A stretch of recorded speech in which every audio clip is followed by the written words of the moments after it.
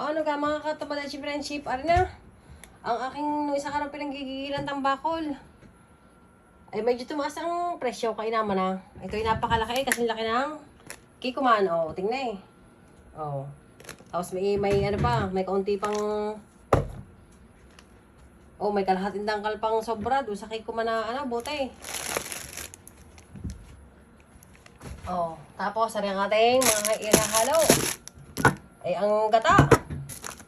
Tapos, ang silay, ito na may wala masyadong anghang. Kahit yun lahat ihalo mo, wala yung sipa. Mas malakas pa ang sipa ng Red Horse. Di yan. Siyempre, ito ang sibuyas. Pero are, hindi naman natin lahat ihahalo. Isa laang. Mga nakaano pa yan. Mga nakasupot pa. At kanina nga ako namili Tapos, are ang ating shoga. Shoganay. Wow, charing. Luya. At ang isang buong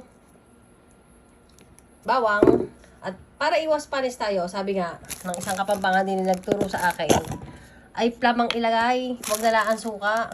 Ang gusto ko sana ay may buto. Ano? Wala naman kami may buto ng plum. Di iyan na lang. Plum din ito Ari ilaman na, wala na rin buto. Pwede na kainin ng pakuhit-kuhit na lang. Pakuhit-kuhit.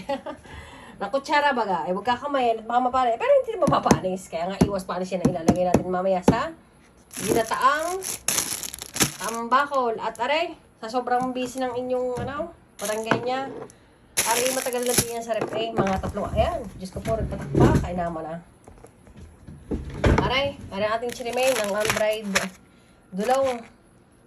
Kung kayo hindi nagkakamali ha, aray, ay ating ipiprito. Hindi naman siya ipiprito, basta pag-isa na rin yan. Lalagyan lang natin itong green bell pepper. At lagyan yan toyo.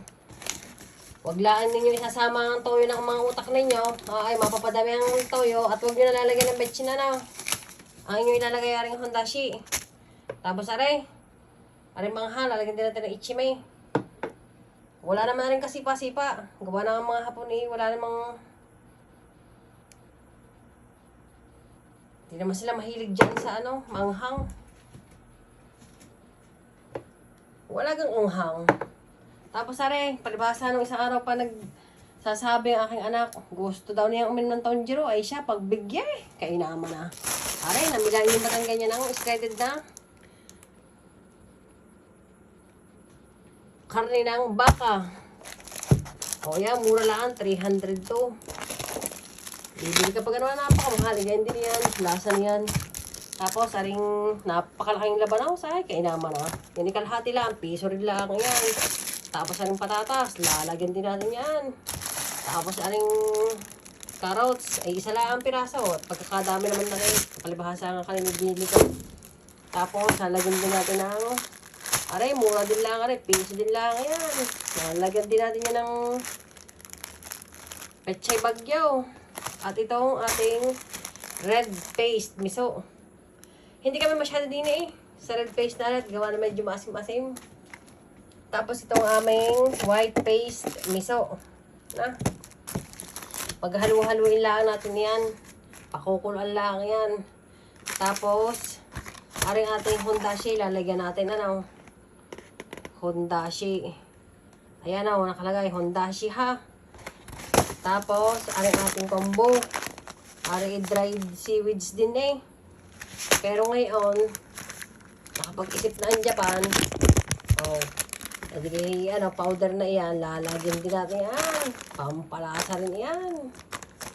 Tapos, namang ating konyako. Maku-curious kayo din Tingnan ninyo ang itsura. At parang pansit na hindi mo maintindihan. Ang itsura lang ha, pero hindi ganun ang lasa. Wala masyadong lasa. Pero ito yung maganda sa katawan, lalo na daw sa mga nagda-diet Pero hindi ko hindi ako nagda-diet na ito ang aking gamit Hindi ko matitiis palibasa ay pasanay sa kanilang mga batanggay niya, kaya naman Itong kunyako na ito, napanood ko sa isang documentary parang yung gabi na inihahal natin sa sinigang. Ganon. Tapos pag hindi kayo marunong gumawa noon ng pagpaprocess ng paggawa ng konyako, Ala kaya naman, sigurado at pihadong kayo ay malalason. Kaya ingat na ingat sila sa paggawa ng konyaku. Oh, paano ka? Yan lang muna ngayon. Ang dami natin lulutuin na. Yan, ilalagay namin sa rep. At pagka gusto ng mga bata, at ako'y wala, at ako'y mag-graveyard, init na lang sila ng init niyan. Ganyan na pagtitipid. O siya, paano na? Mamaya uli. Yung kinalabasan natin pagluluto, ano? Siya, dyan na kayo. Sayonara. Goodbye.